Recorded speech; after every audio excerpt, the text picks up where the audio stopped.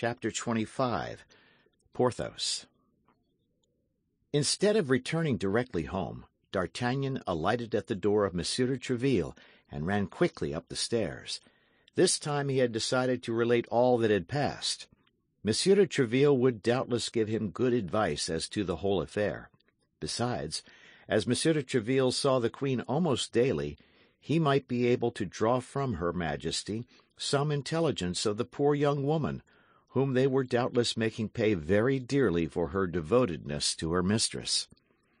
Monsieur de Tréville listened to the young man's account with a seriousness which proved that he saw something else in this adventure besides a love affair. When D'Artagnan had finished, he said, All this savours of his Eminence a league off." "But what is to be done?" said D'Artagnan. "Nothing, absolutely nothing at present, but quitting Paris, as I told you, as soon as possible. I will see the Queen. I will relate to her the details of the disappearance of this poor woman, of which she is no doubt ignorant.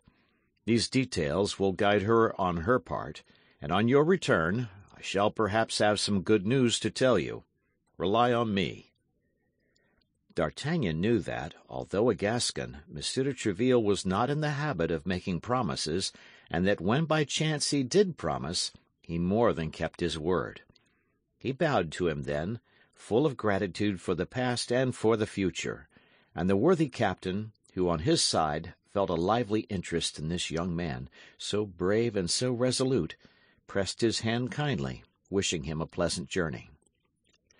Determined to put the advice of Monsieur de Tréville in practice instantly, D'Artagnan directed his course toward the Rue des Fossoyeurs, in order to superintend the packing of his valise.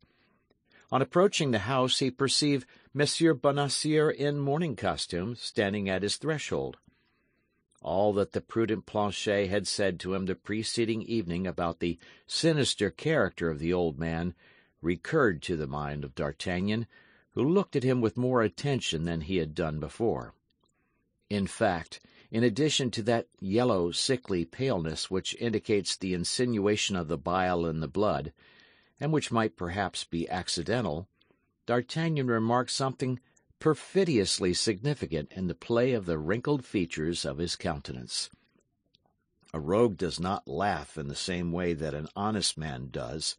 A hypocrite does not shed the tears of a man of good faith. All falsehood is a mask, and however well made the mask may be, with a little attention we may always succeed in distinguishing it from the true face. It appeared then to D'Artagnan that Monsieur Bonacieux wore a mask, and likewise that that mask was most disagreeable to look upon.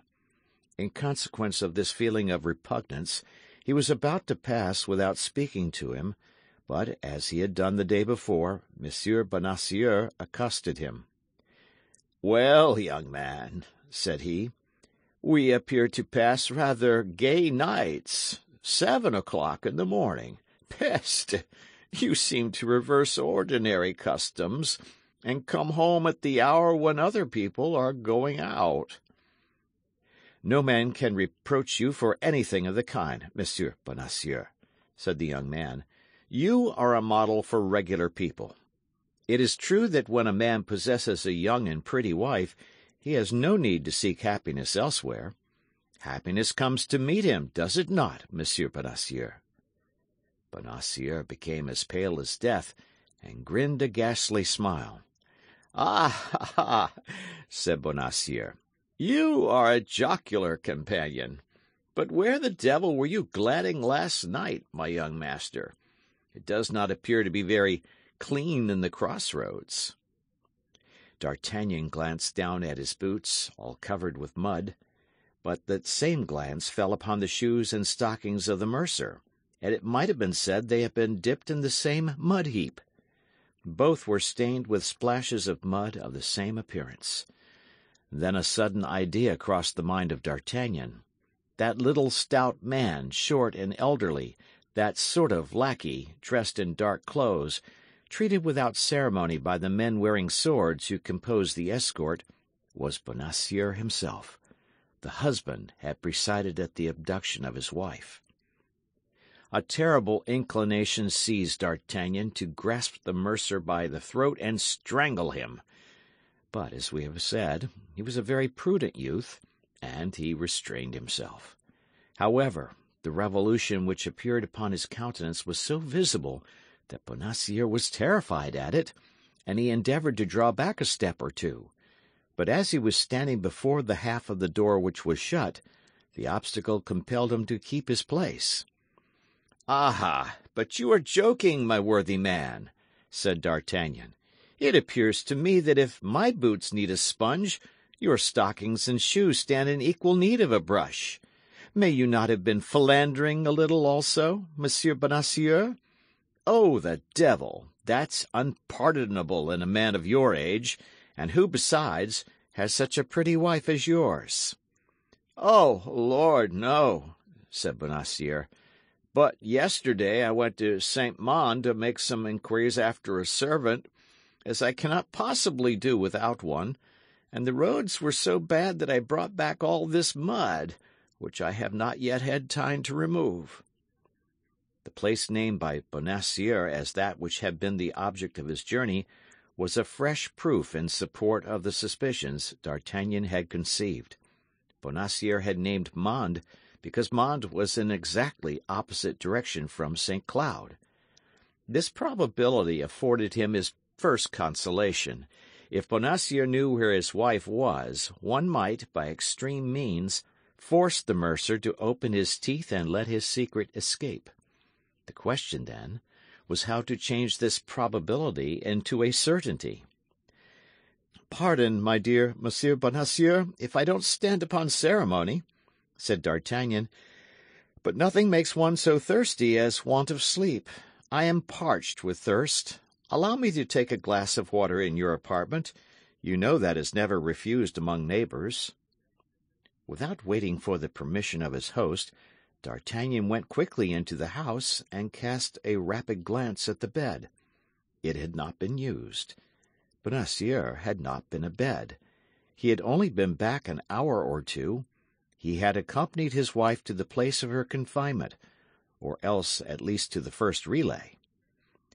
"Thanks, Monsieur Bonacieux," said D'Artagnan, emptying his glass. "That is all I wanted of you. I will now go up into my apartment.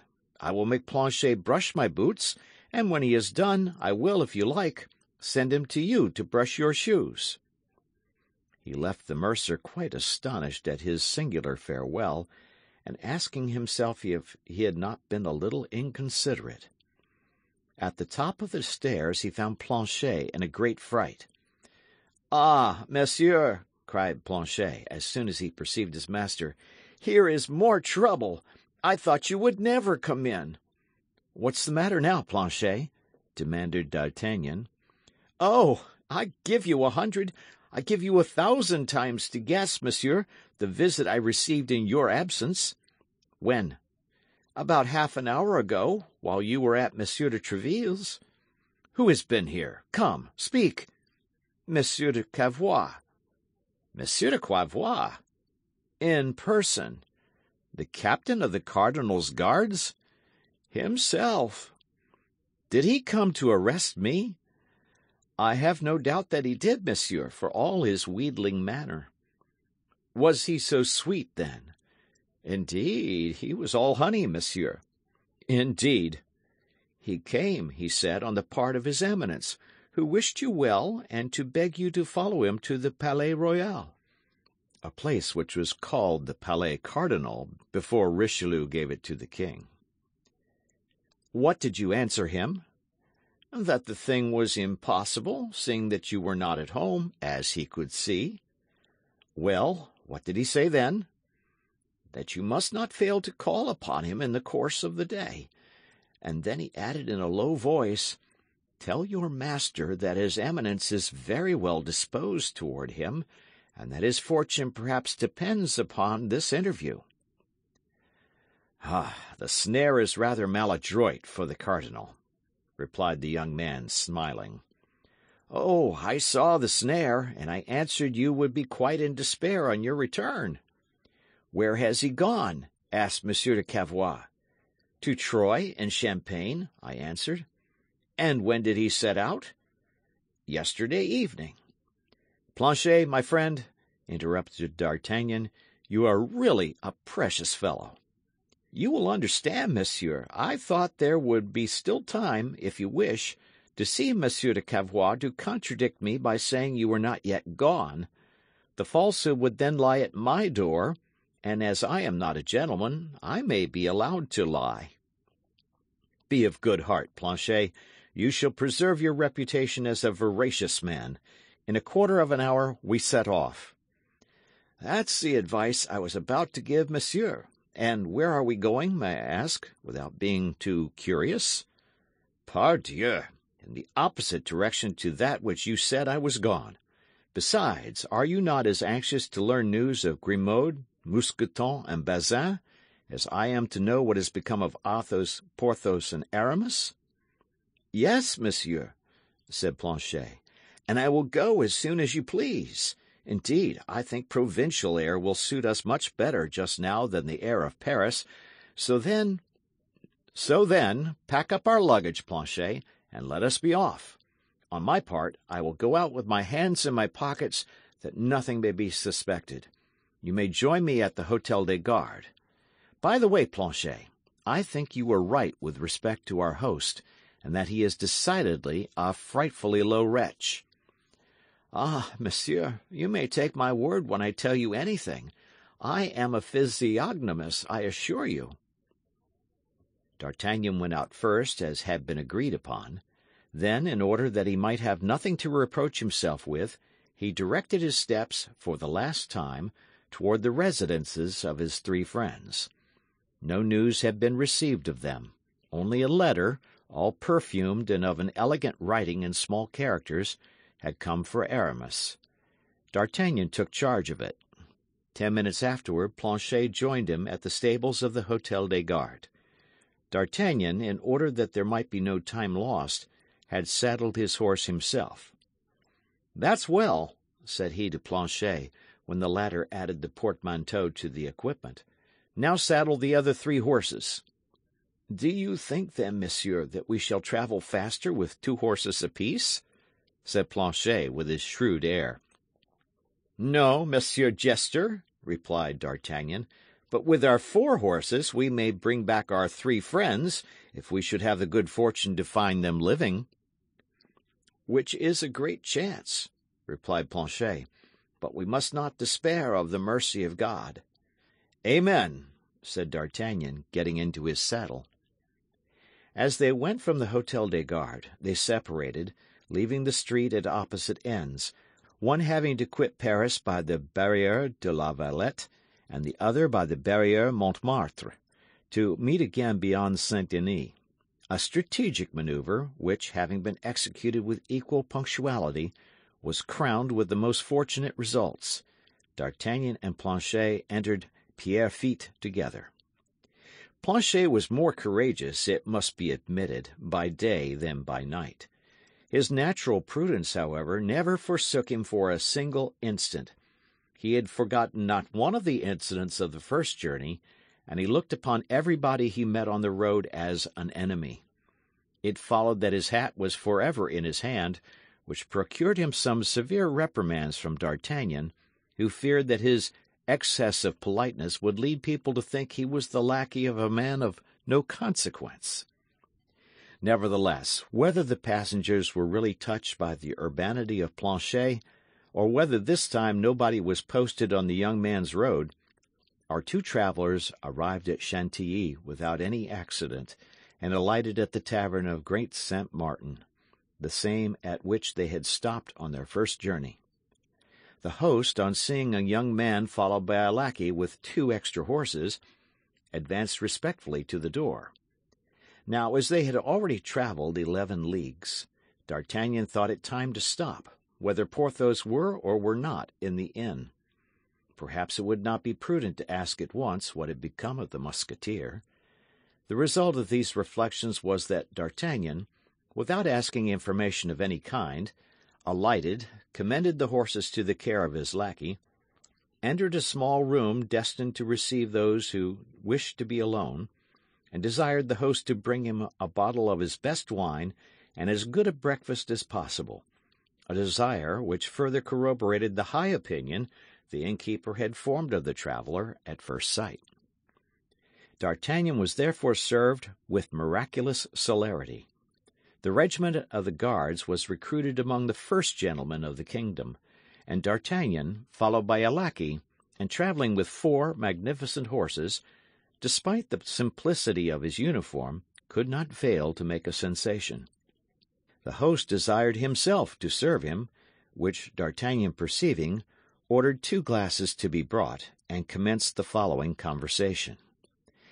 "My faith, my good host," said D'Artagnan, filling the 2 glasses, "I asked for a bottle of your best wine, and if you have deceived me, you will be punished in what you have sinned, for seeing that I hate drinking by myself, you shall drink with me. Take your glass, then, and let us drink. But what shall we drink to, so as to avoid wounding any susceptibility?" "Let us drink to the prosperity of your establishment." "Your lordship does me much honour," said the host, "and I thank you sincerely for your kind wish." "But don't mistake," said D'Artagnan. "There is more selfishness in my toast than perhaps you may think, for it is only in prosperous establishments that one is well received.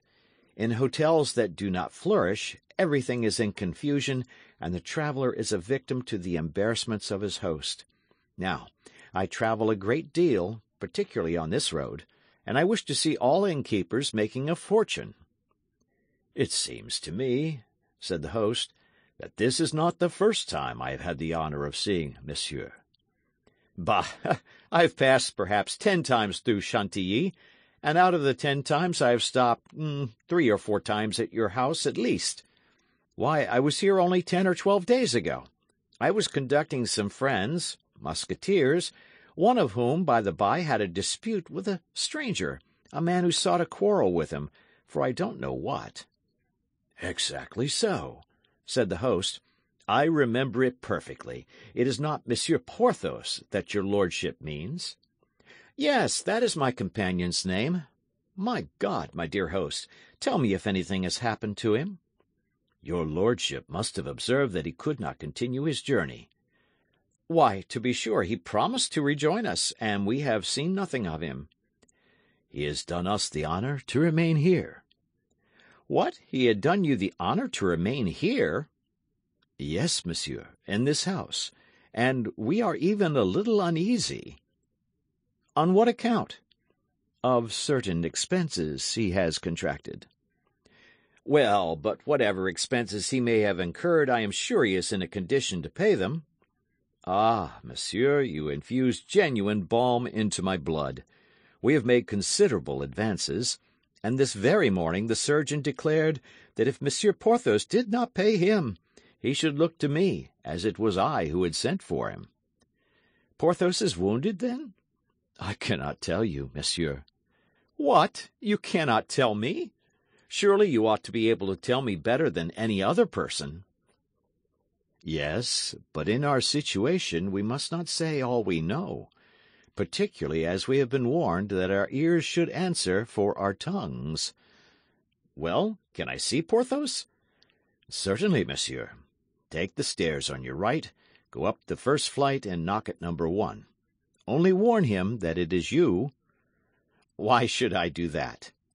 "Because, monsieur, some mischief might happen to you." "Of what kind, in the name of wonder?" "Monsieur Porthos may imagine you belong to the house, and in a fit of passion might run his sword through you or blow out your brains." "What have you done to him, then?" "We have asked him for money." "The devil!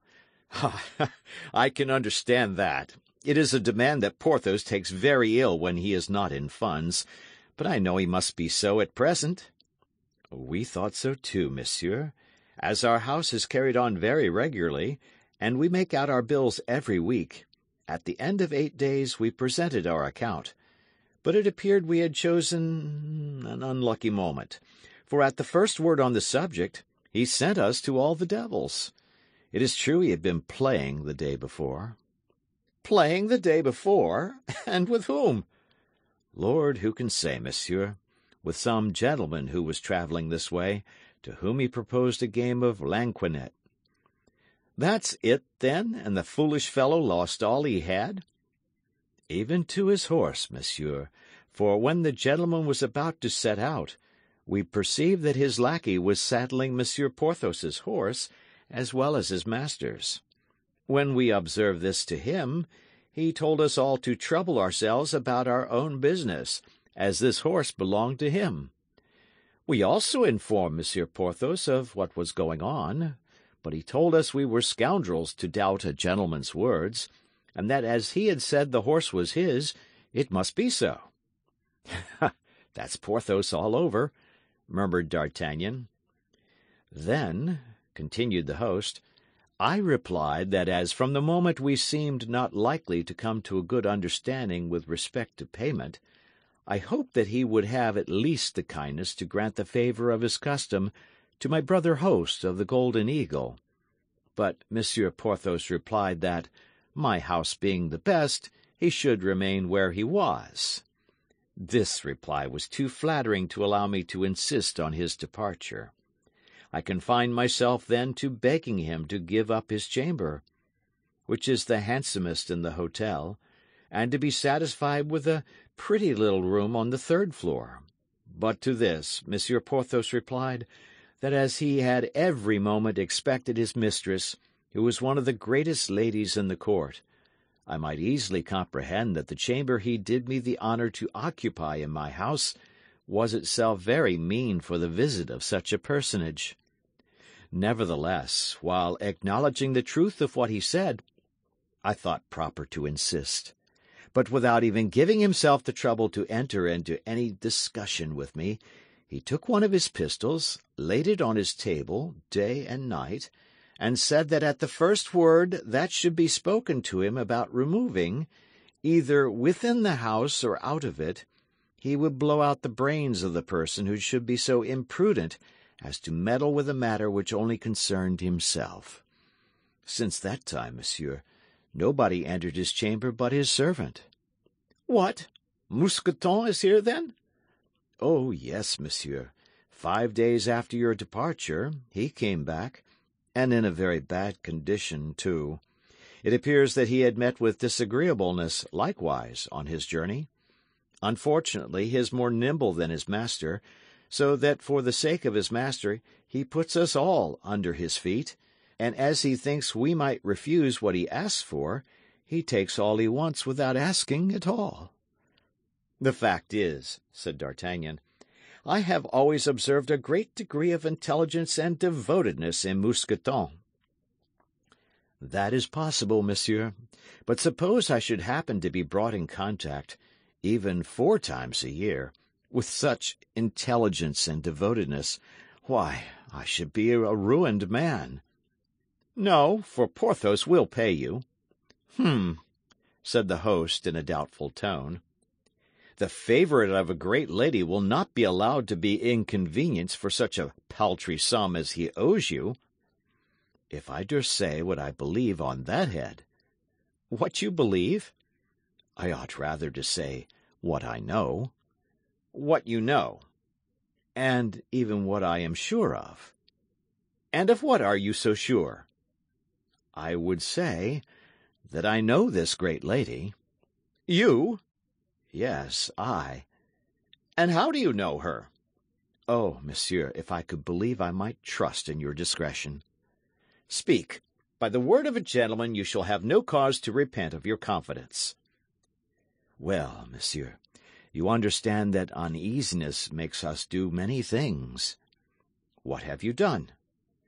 Oh, nothing which was not right in the character of a creditor. Well? Monsieur Porthos gave us a note for his duchess, ordering us to put it in the post.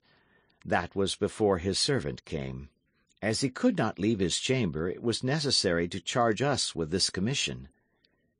And then? Instead of putting the letter in the post, which is never safe, I took advantage of the journey of one of my lads to Paris, and ordered him to convey the letter to this duchess himself. This was fulfilling the intentions of Monsieur Porthos, who had desired us to be so careful of this letter, was it not?" "Nearly so." "Well, monsieur, do you know who this great lady is?" "No, I have heard Porthos speak of her, that's all." "Do you know who this pretended duchess is?" "I repeat to you, I don't know her." "Why, she is the old wife of a procurator of the Châtelet, monsieur, named Madame Croquenard, who, although she is at least 50, still gives herself jealous airs. It struck me as very odd that a princess should live in the Rue aux Ours." "But how do you know all this?" "Because she flew into a great passion on receiving the letter, saying that Monsieur Porthos was a weathercock, and that she was sure it was for some woman he had received this wound." "Has he been wounded, then?" "Oh, good Lord, what have I said?" "You said that Porthos had received a sword cut." "Yes, but he has forbidden me strictly to say so." "And why so?" "Zounds, monsieur, because he has boasted that he would perforate the stranger with whom you left him in dispute, whereas the stranger, on the contrary, in spite of all his rhodomontades, quickly threw him on his back. As Monsieur Porthos is a very boastful man, he insists that nobody should know he has received this wound, except the duchess, whom he endeavoured to interest by an account of his adventure." "It is a wound that confines him to his bed?" "Ah, and a master stroke, too, I assure you. Your friend's soul must stick tight to his body." "Were you there, then?" "Monsieur, I followed them from curiosity, so that I saw the combat without the combatants seeing me." "And what took place?" "Oh, the affair was not long, I assure you. They placed themselves on guard. The stranger made a feint and a lunge, and that so rapidly that when Monsieur Porthos came to the parade he had already 3 inches of steel in his breast. He immediately fell backward. The stranger placed the point of his sword at his throat, and Monsieur Porthos, finding himself at the mercy of his adversary, acknowledged himself conquered. Upon which the stranger asked his name, and learning that it was Porthos, and not D'Artagnan, he assisted him to rise, brought him back to the hotel, mounted his horse, and disappeared." "So it was with Monsieur d'Artagnan this stranger meant to quarrel?" "It appears so." "And do you know what has become of him?" "No, I never saw him until that moment, and have not seen him since." "Very well. I know all that I wish to know. Porthos's chamber is, you say, on the first story, number 1? "Yes, monsieur, the handsomest in the inn, a chamber that I could have let 10 times over." "Bah, be satisfied," said D'Artagnan, laughing. "Porthos will pay you with the money of the Duchess Coquenard." "Oh, monsieur, procurator's wife or duchess, if she will but loosen her purse strings, it will all be the same. But she positively answered that she was tired of the exigencies and infidelities of Monsieur Porthos, and that she would not send him a denier."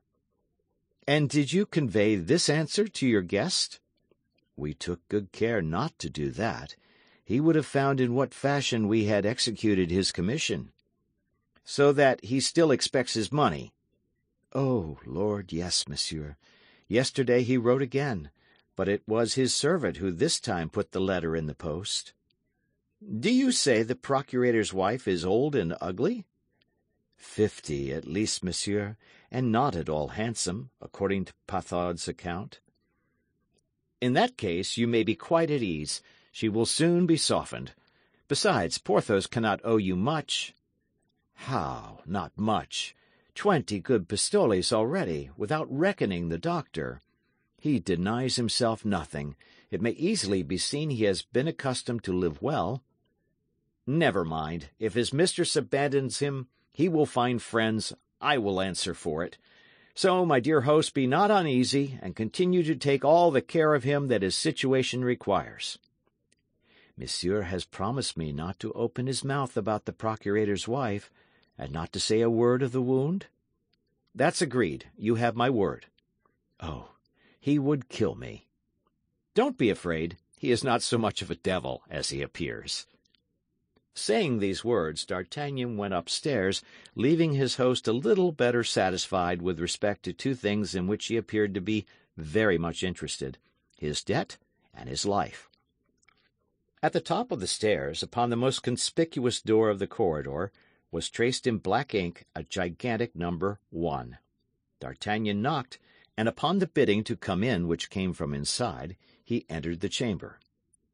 Porthos was in bed, and was playing a game of lansquenet with Mousqueton to keep his hand in, while a spit loaded with partridges was turning before the fire, and on each side of a large chimney-piece, over 2 chafing dishes, were boiling 2 stewpans, from which exhaled a double odour of rabbit and fish stews, rejoicing to the smell.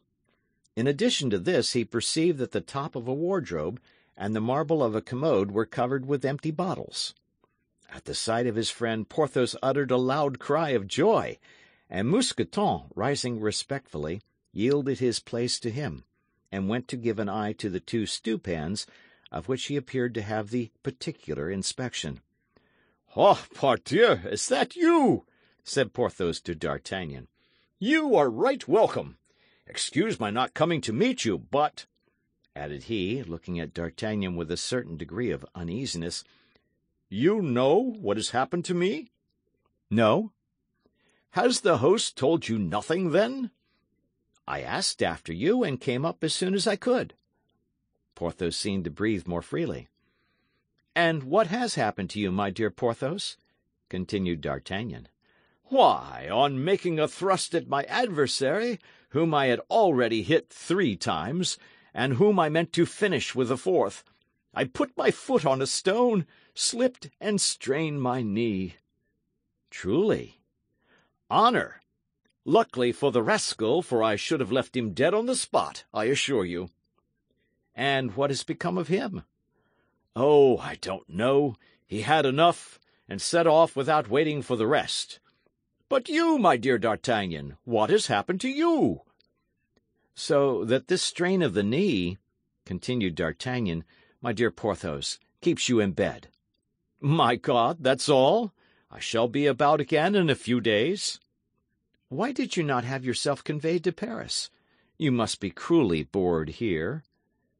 "That was my intention, but, my dear friend, I have one thing to confess to you." "What's that?" "It is that as I was cruelly bored, as you say, and as I had the 75 pistoles in my pocket, which you had distributed to me, in order to amuse myself, I invited a gentleman who was travelling this way to walk up, and proposed the cast of dice. He accepted my challenge, and, my faith, my 75 pistoles passed from my pocket to his, without reckoning my horse, which he won into the bargain. But you, my dear D'Artagnan?" "What can you expect, my dear Porthos? A man is not privileged in all ways," said D'Artagnan. "You know the proverb, 'Unlucky at play, lucky in love.' You are too fortunate in your love for play not to take its revenge. What consequence can the reverses of fortune be to you? Have you not, happy rogue that you are, have you not your Duchess, who cannot fail to come to your aid?" "Well, you see, my dear D'Artagnan, with what ill luck I play," replied Porthos, with the most careless air in the world. "I wrote to her to lend me 50 louis or so, of which I stood absolutely in need on account of my accident." "Well?" "Well, she must be at her country seat, for she has not answered me." "Truly?" "No. So I yesterday addressed another epistle to her, still more pressing than the first. But you are here, my dear fellow. Let us speak of you. I confess I began to be very uneasy on your account." "But your host behaves very well toward you, as it appears, my dear Porthos," said D'Artagnan, directing the sick man's attention to the full stewpans and the empty bottles. So, replied Porthos. "Only 3 or 4 days ago the impertinent jackanapes gave me his bill. I was forced to turn both him and his bill out of the door, so that I am here something in the fashion of a conqueror, holding my position, as it were, my conquest. So, you see, being in constant fear of being forced from that position, I am armed to the teeth." "And yet," said D'Artagnan, laughing, "it appears to me that from time to time you must make sorties." And he again pointed to the bottles and the stewpans. "Not I, unfortunately," said Porthos. "This miserable strain confines me to my bed. But Mousqueton forages and brings in provisions. Friend Mousqueton, you see that we have a reinforcement, and we must have an increase of supplies." "Mousqueton," said D'Artagnan, "you must render me a service."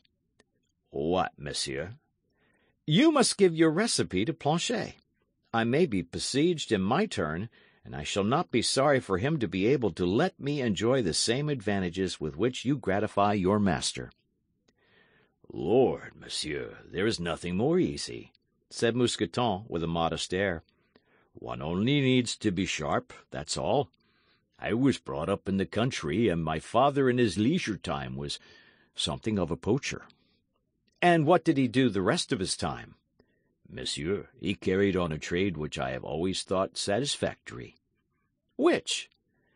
"As it was a time of war between the Catholics and the Huguenots, and as he saw the Catholics exterminate the Huguenots, and the Huguenots exterminate the Catholics, all in the name of religion, he adopted a mixed belief which permitted him to be sometimes Catholic, sometimes Huguenot.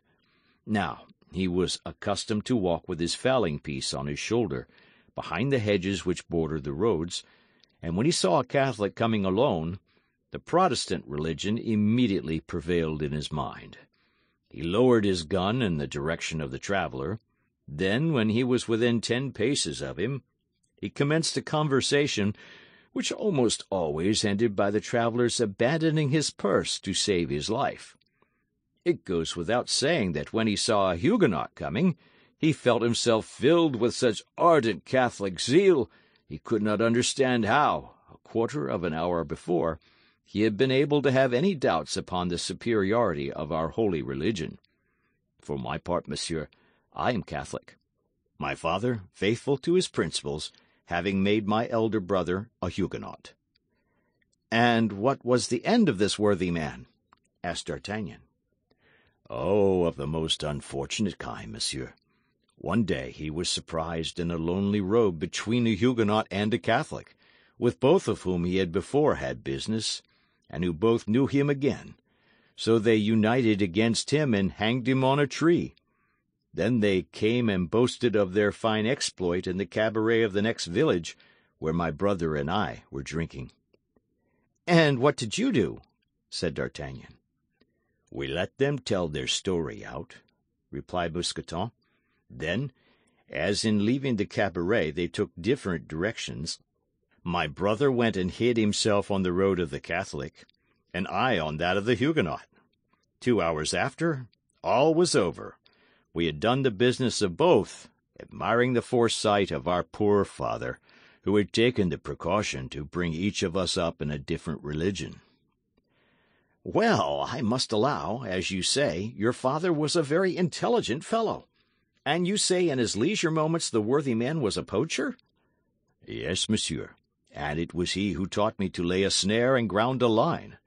The consequence is that when I saw our labourers, which did not at all suit two such delicate stomachs as ours, I had recourse to a little of my old trade. While walking near the wood of Monsieur le Prince, I laid a few snares in the runs, and while reclining on the banks of His Highness's pieces of water, I slipped a few lines into his fish ponds. So that now, thanks be to God, we do not want, as monsieur can testify, for partridges, rabbits, carp, or eels, all light, wholesome food, suitable for the sick." "But the wine," said D'Artagnan. "Who furnishes the wine? Your host?" "Oh, that is to say, yes and no." "How yes and no?" "He furnishes it, it is true, but he does not know that he has that honor." "Explain yourself, Mousqueton. Your conversation is full of instructive things." That is it, monsieur. It has so chanced that I met with a Spaniard in my peregrinations who had seen many countries, and among them the New World. What connection can the New World have with the bottles which are on the commode and the wardrobe? Patience, monsieur. Everything will come in its time. This Spaniard had in his service a lackey who had accompanied him in his voyage to Mexico. This lackey was my compatriot, and we became the more intimate from there being many resemblances of character between us. We loved sporting of all kinds better than anything, so that he related to me how in the plains of the Pampas the natives hunt the tiger and the wild bull with simple running nooses which they throw to a distance of 20 or 30 paces, the end of a cord with such nicety. But in face of the proof I was obliged to acknowledge the truth of the recital. My friend placed the bottle at the distance of 30 paces, and at each cast he caught the neck of the bottle in his running noose. I practiced this exercise, and as nature has endowed me with some faculties, at this day I can throw the lasso with any man in the world. Well, do you understand, monsieur? Our host has a well-furnished cellar, the key of which never leaves him. Only this cellar has a ventilating hole. Now, through this ventilating hole I throw my lasso, and as I now know in which part of the cellar is the best wine, that's my point for sport. You see, monsieur, what the New World has to do with the bottles which are on the commode and the wardrobe. Now, will you taste our wine, and without prejudice say what you think of it? Thank you, my friend, thank you. Unfortunately, I have just breakfasted. Well, said Porthos, arrange the table, Mousqueton, and while we breakfast, D'Artagnan will relate to us what has happened to him during the 10 days since he left us.